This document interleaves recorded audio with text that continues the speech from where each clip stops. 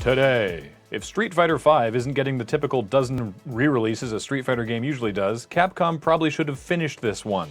This is CheckPoint.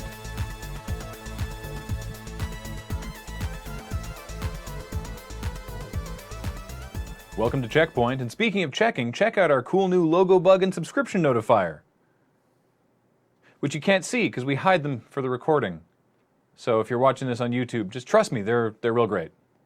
Capcom has admitted that it probably released Street Fighter V too soon.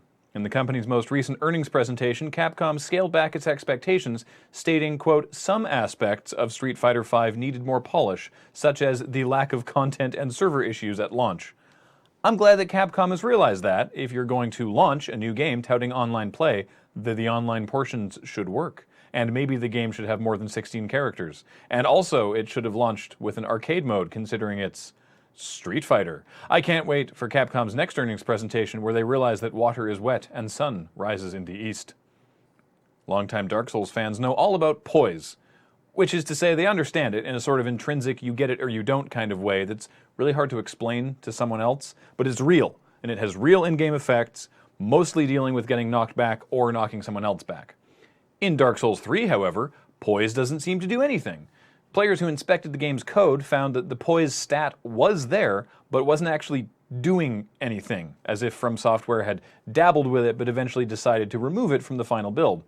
Some players even figured out how to turn poise back on in a way that emulated its implementation from Dark Souls 1. From Software has now come forward to say that not only is poise not disabled, but it's working exactly as intended.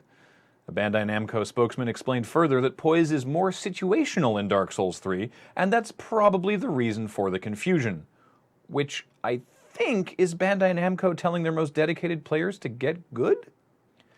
An HD re-release of Dick Pic Simulator Cobra Club is now available as a free download from the developer's itch.io page. And just so we're clear, when we say Dick Pic Simulator, this is not like Nintendo's PictoChat being jokingly called PictoDicks because of all the penis drawing. Cobra Club is literally about taking dick pic bathroom selfies with photo filters, settings for pubic hair length, optional piercings, and even strap-on support. To further enhance the verisimilitude, all your dick pics are also automatically posted to a Tumblr site. With this level of customization, now you can take and send dick pics without having to stand up or even take your pants off. I'm kidding, we know you never put pants on.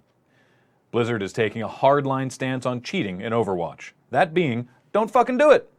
The company has said if a player is found to be cheating or using hacks, bots, or third-party software that provides any sort of unfair advantage, that player will be permanently banned from the game, full stop. This is obviously a welcome move, because nothing kills PvP faster than a bunch of hackers shitting it up with cheating. I'm looking at you, guy playing Counter-Strike LAN in the internet cafe circa 2002 using a wall hack, in plain view of the people you're opping from across the map. It's worth noting, however, that Blizzard has also made it clear that just kicking your ass does not mean that someone is cheating. In fact, a passage from their cheating guidelines clearly states, quote, "Some players are just really good at first-person shooters. Through practice and years of experience, these players' movements and reaction times can occasionally appear unnatural, if not physically impossible, to those who may not have been exposed to that particular level of play before." So the takeaway is, cheaters will be banned, but you're not as good as you think you are. Have you ever decided that The Sims wasn't realistic enough because it didn't have the career you wanted?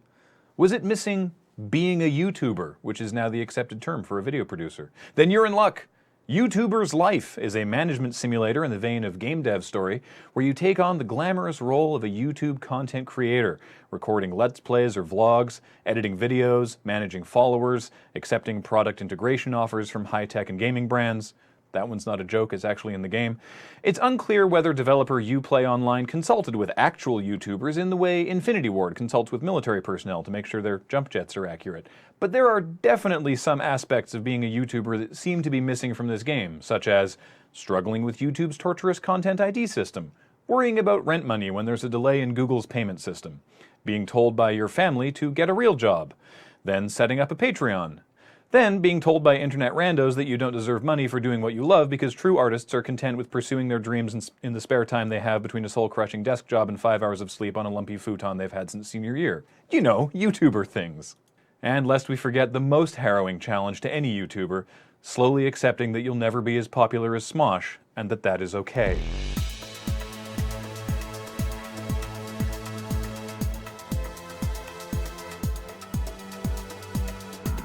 Coming up, Serial Cleaner is a game about tidying up after grisly murders, except that you're a hide from the cops and make evidence go away kind of cleaner, not like Viscera cleanup detail where you're a literal janitor. Graham, was that line, which is now the title of a video producer, apparently some built-up bitterness from you or Kathleen? I wouldn't say bitterness, I just think it's short-sighted to call yourself a YouTuber when YouTube is the name of your platform.